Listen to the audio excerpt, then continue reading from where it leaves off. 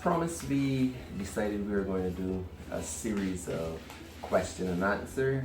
My wife thought it would give you a good idea of who we are and give you a little more insight into our lives. So given your questions, and we have them all here, we will answer them one by one by pulling them randomly. Yes. I just want to say thanks to all those who did send in questions. We really appreciate that. We are expressing our thanks by having your names run to the bottom of our video today. So we are honoring you. So, ladies first. Where did you all meet? Alright. So I'll let my wife say this one. So what happened was that we met at church. But I'm gonna give you the backstory.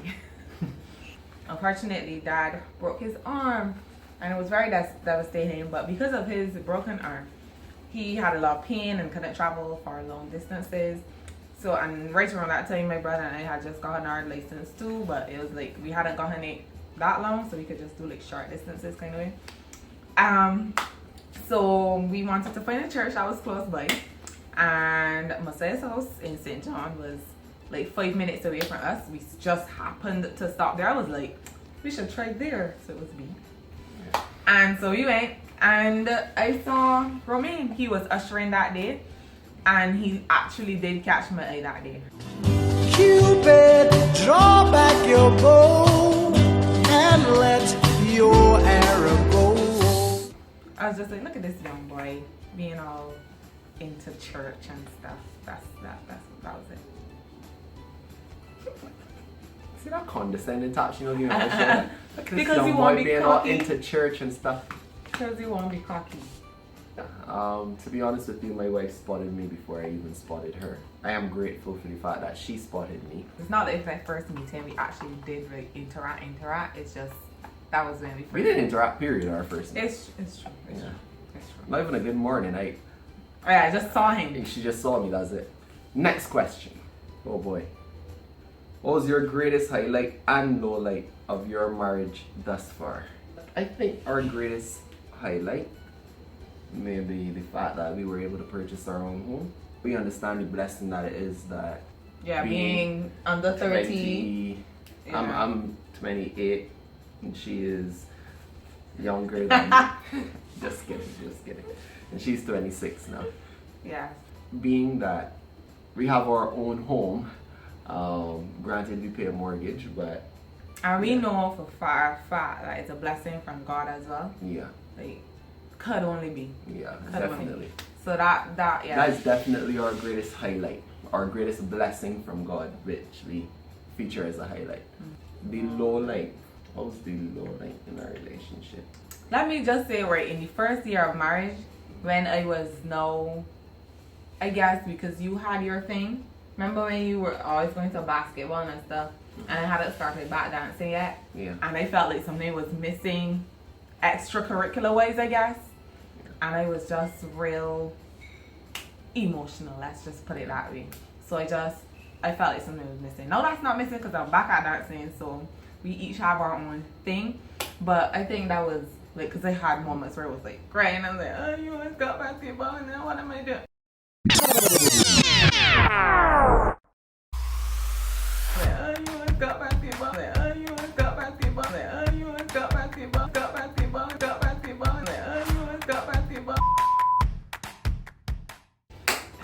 Yeah, so women can be emotional, but I think because I made it seem like he was always going out and leaving me at home, but he really wasn't. It's just because I used to have a lot of other stuff too, Yeah. but it's just because it wasn't the Look, main I'm thing. busy.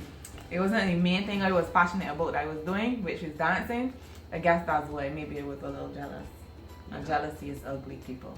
Also, I think Dakota has a very demanding job. Her job, there's some nights that she is extremely late. Like, Yeah.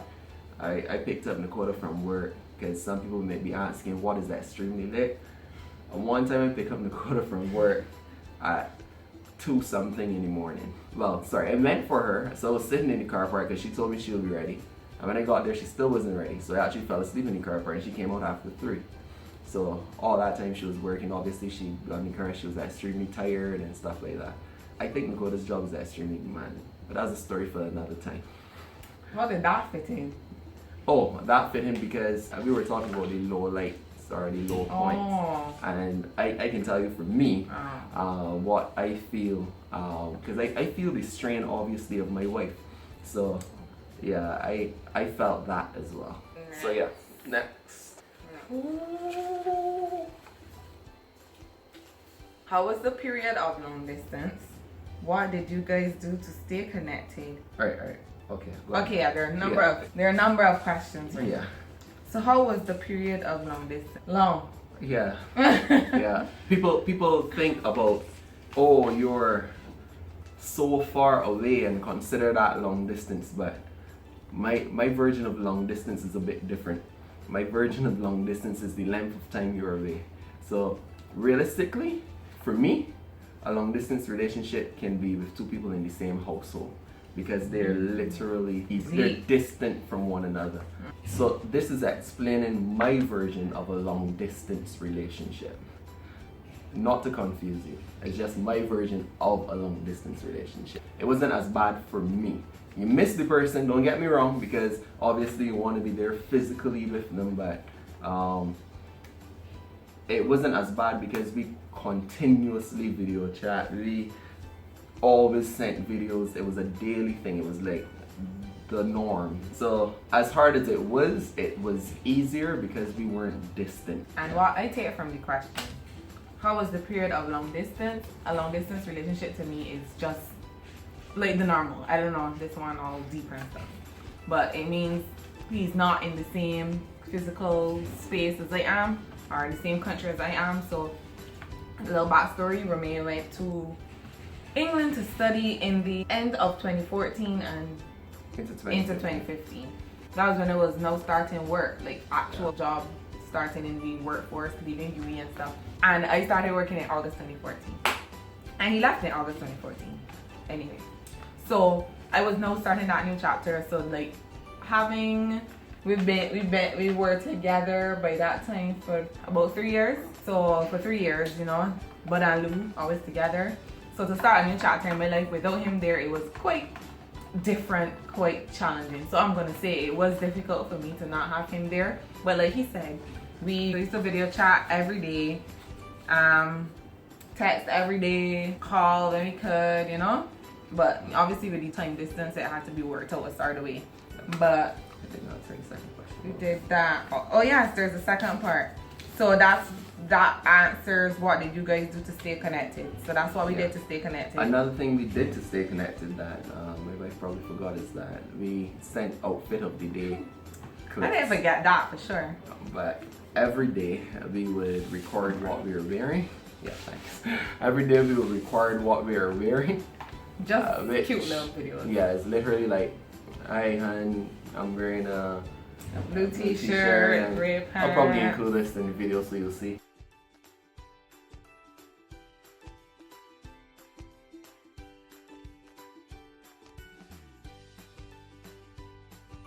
It has its difficult moments, but it can also be easy, especially with somebody like Romain. He went out there, he made friends that are like family, and that really helped him a lot. And him encouraging me as well also helped me a lot. Granted, yes, it was difficult in the terms of I miss him physically, but it was still doable. Alright, so next question. What did you all major in at the university? I majored in accounting and finance. Yippee-yi-yo. And after university, just for the benefit of saying it. You mean my ACCA? Yes. I became ACCA qualified. Okay. Yes. Insert applause here. Alright, I did entrepreneurship management at the university, and I went to Coventry University in England, and I did a master's in international marketing. How did you know when it was time to propose to Dakota? So I can give you the short answer of this, and I can tell you I did it. I didn't know when it was time. But then telling you the short answer would call for the longer answer. So how it went for me is I wanted to get married on a bank holiday. And the Lord knew this because I spoke to the Lord about this. And I remember looking around, I was like, our day will be the perfect bank holiday to get married on. I don't know, it's just one of those things where you always want your wedding day off, your anniversary off. I was looking, at the calendar to find out when is the closest our day that would be, because I wanted it to be in January because we were together, we got together in January. All these things, I tried to link back in my mind, and it's like the ducks aligned. But I want to get married in like 2015, right? Yeah. And the closest our day was 2017.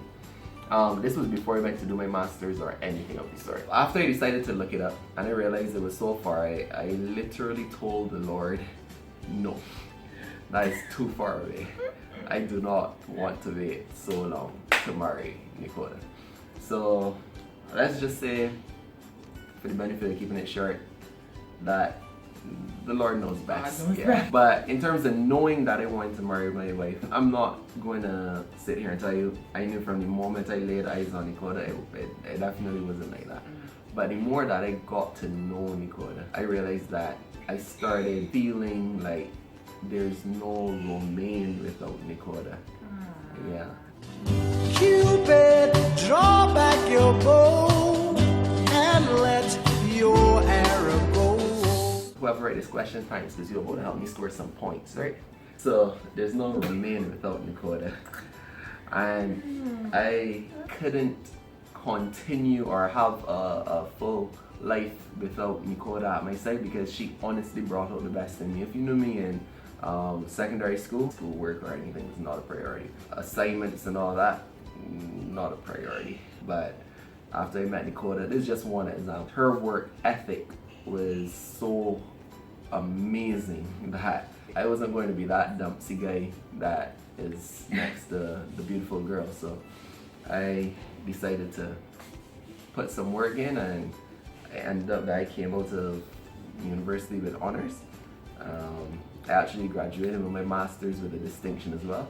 And if you see how my father's face looked, it's like, how on earth he still thanks he still thanks my wife for transforming my life and bringing out the best in me. So that's transpired throughout life on a whole.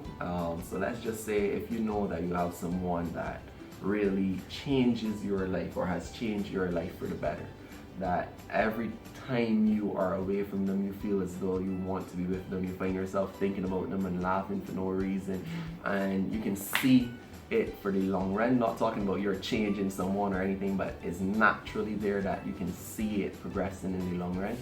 Let's just say you know. So don't waste time. Next question. How many kids do you want? You can answer that easily, Nicole. Let me answer and go to the next question. A handful. Literally. Boom. We want 5 kids.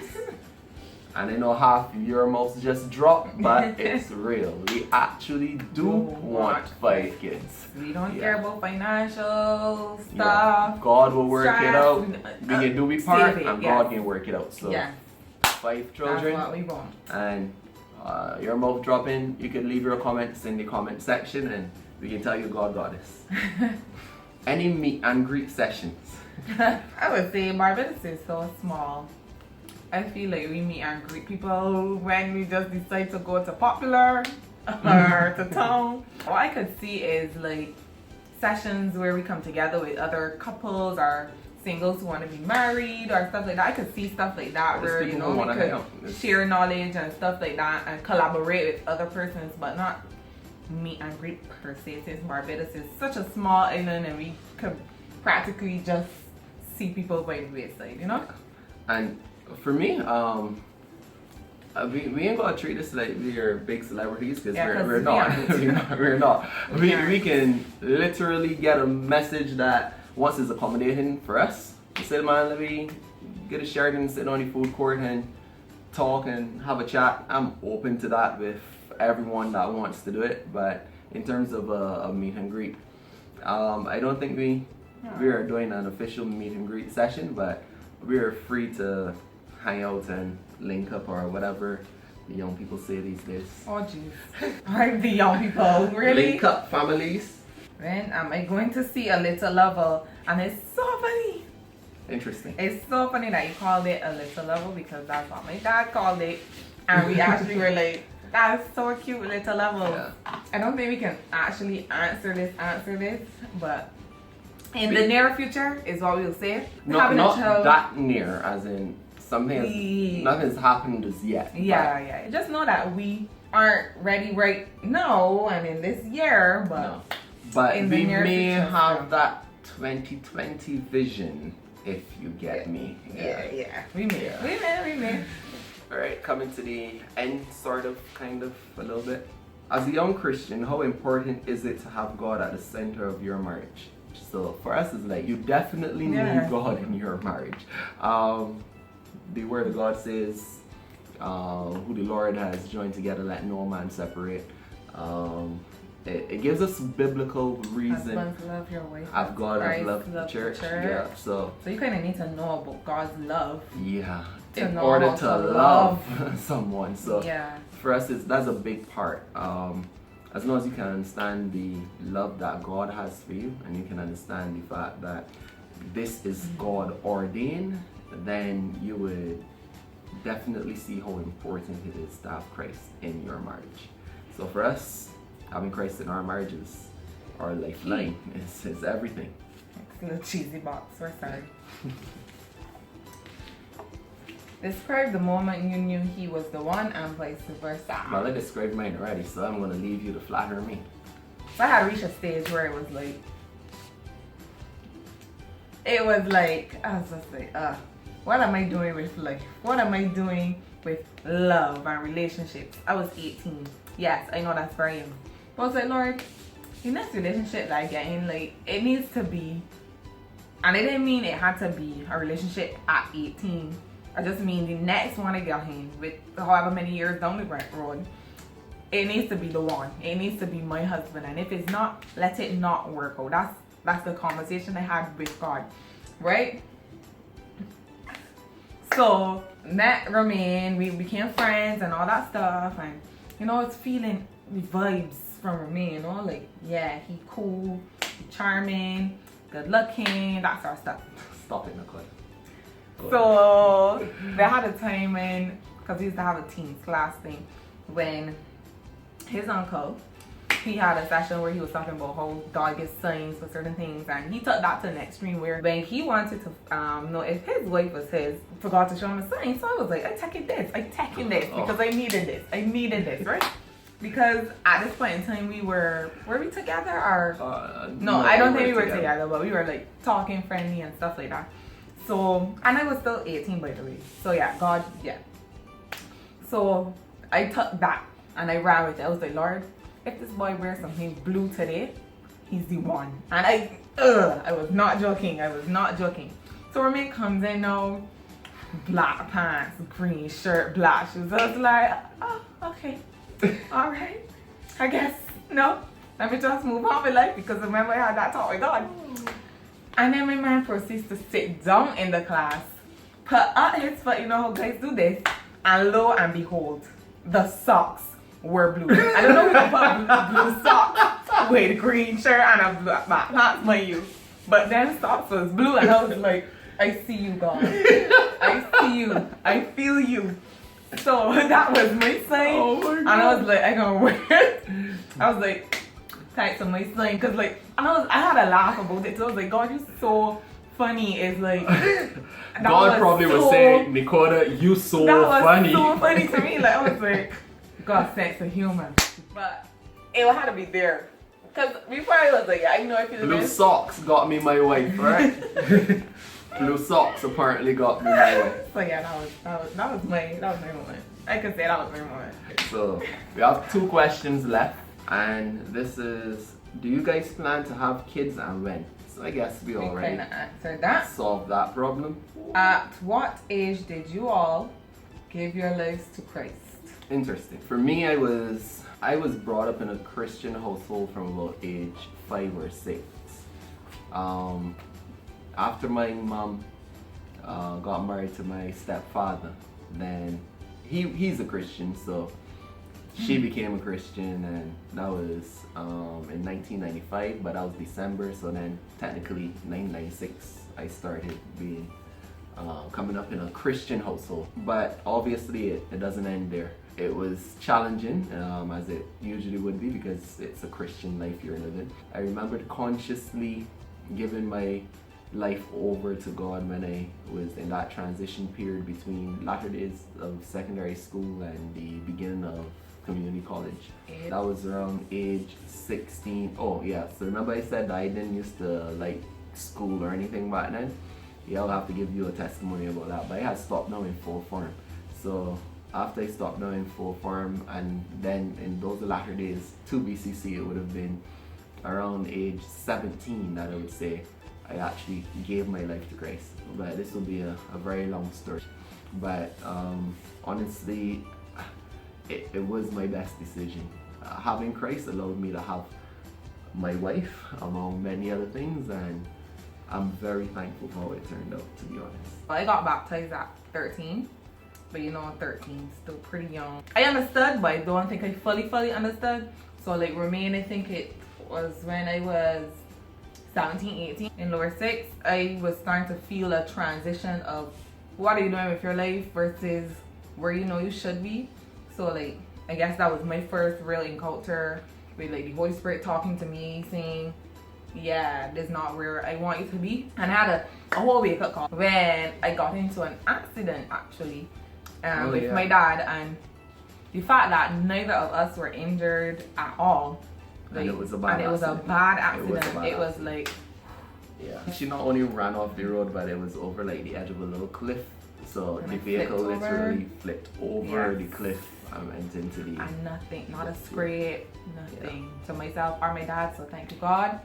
And I believe that that was my wake-up call, because in that point in time, it was like, I feel like I was hearing him speak to me about where I was and where I should be. So from there, I made a conscious effort at like 17 to live my life as a Christian, so not just say because I like him. I grew up all my life in a Christian household, so that was my foundation, but then I needed to build on that foundation for myself, and I would say I started out at like 17. So that basically brings us to the end of our first question and answer phase.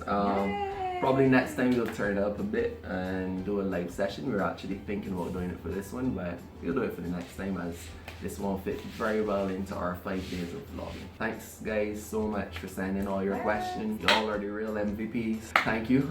You got to know us a little bit. Yeah, and we will see you in the next one.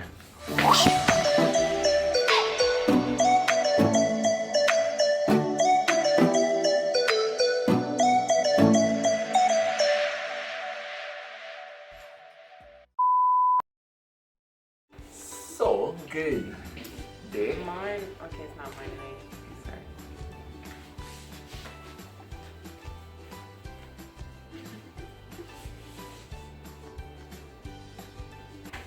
Pass me. What? No, that's not how you pass. You gotta lay it on. Alright, lay down. Anywho, so for me to not have him there, but like he said, we video chatted. Okay. So we were just interrupted by someone that was knocking on our door. The body is drunk. Like they don't even know they're drunk. Anyways, so what was I saying? I feel like praying for them or something. What did y'all major in at the university? Well, this is going to be easy to answer. You all major in at university. And it wasn't linguistics. Thanks. I mean, it's a university question, guys. Well, say it. Okay. Alright.